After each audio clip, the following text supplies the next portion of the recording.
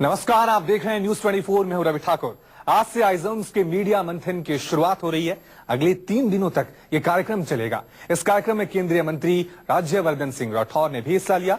राठौर ने कहा कि इनटॉलरेंस को बेवजह मुद्दा बनाया जा रहा है। इकट्ठे होकर उन्होंने तय करा कि हम इसको इसी तरह चलाएंगे, नहीं तो हमारे देश का नुकसान होगा। अब एक और उदाहरण मैं आपको देता हूं।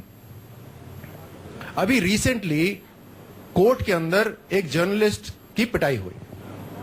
वो जर्नलिस्ट की पिटाई गलत हुई, वो जर्नलिस्ट की पिटाई गलत हुई, वो अलग मुद्दा है। मैं जो मुद्दा बोल रहा हूं उस पर ध्यान दीजिएगा। कोर्ट में एक जर्नलिस्ट की पिटाई हुई, सारे के सारे एडिटर्स इकट्ठे हो गए कि ऐसा नहीं होना चाहिए। बिल्कुल सही है, लेकिन क्या ये एडिटर्स कभी इकट्ठे हुए जब देश के ऊपर हमला हुआ?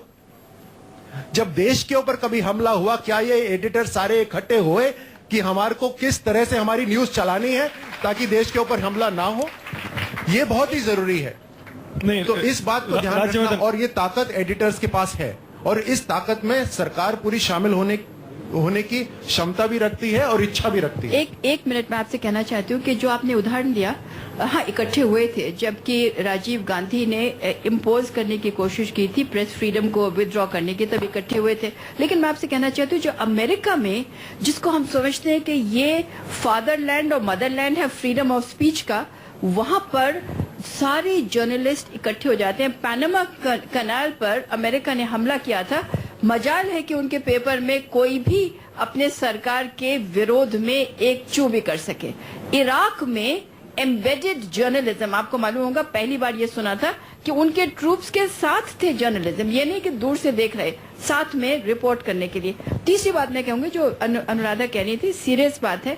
हम जो कोई बढ़ता है तो उसको खींचने की कोशिश करते हैं। जर्मन भाषा में उसके लिए एक नाम है, उसके लिए एक शब्द है शेडनफ्रॉइड, यानी कि to find pleasure in somebody's misfortune. ये मुझे उम्मीद है कि कभी नहीं होगा, लेकिन हमारे देश में ये प्रथा बहुत ज्यादा चल रही है, ये भी मैं मानती हूँ। जी, और राजवर्धन जी, मैं आपको ये बताना चाहूंगी, ऐसा नहीं है, लेकिन वो डायलॉग कौन करेगा कि एडिटर साथ आए? चलिए, मैं निमंत्रण देता हूं। मैं आपको बात कह रही हूँ। आप 2000 जब मुंबई में अटैक हुआ, उसके बाद उस समय कोई सिस्टम नहीं था। अगर जर्नलिज्म के लिए वो लाइव रियलिटी शो चल रहा था, let's be very clear, there was no one who was telling us what to do and what not to do. What not to do, आप यहां से लाइन क्रॉस नहीं कर सकते हैं, आप यहां से नहीं जा सकते।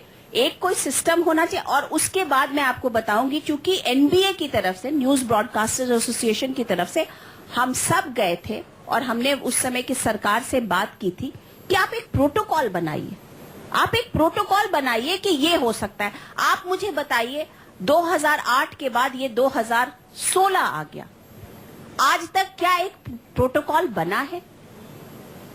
क्या एक प्रोटोकॉल बना है कि हमारी ये, ठीक है, ये देश पर हमला हुआ है, हम सबको पता है। ऐसा नहीं कि जर्नलिस्ट जो होता है या एडिटर्स जो होते हैं वो सब में भी देशभक्ति गूंजती है, वो सब नागरिक है इस देश के, उन्हें भी पता है कि देश पर हमला हो रहा है। लेकिन आज तक ये प्रोटोकॉल नहीं बना है। ये प्रोटोकॉल अगर बनता तो शायद पठानकोट में, चलिए वो एक, उसके बाद पठानकोट में थोड़ी सीमाएं काफी, मैं उसी का उदाहरण देना चाह रहा था। सवाल देशभक्ति का नहीं है, सवाल है प्रायोरिटी का, कि आप प्रायोरिटाइज किस चीज को कर रहे हैं और किस चीज पर इकट्ठे हो रहे हैं। आप बिल्कुल सही है। देश अभी और प्रगति कर रहा है, और जिस तरह से हम अपनी गलतियों से भी सीख रहे हैं, जो मुंबई में हुआ उसकी गलतियों से हमें सीखना है, और ये हम सबको इकट्ठे होकर तय करना है कि कौन सी चीज दिखाई जाएगी, कितनी दिखाई जाएगी और कहां नहीं दिखाया जाएगा। और ये एडिटोरियल लेवल पर ही हो सकता है। और जब देश की जो लीडिंग चैनल्स हैं या न्यूज प्रिंट वाले हैं वो नहीं चलाएंगे, तो अपने आप बाकी भी उसको फॉलो करने लग जाएंगे।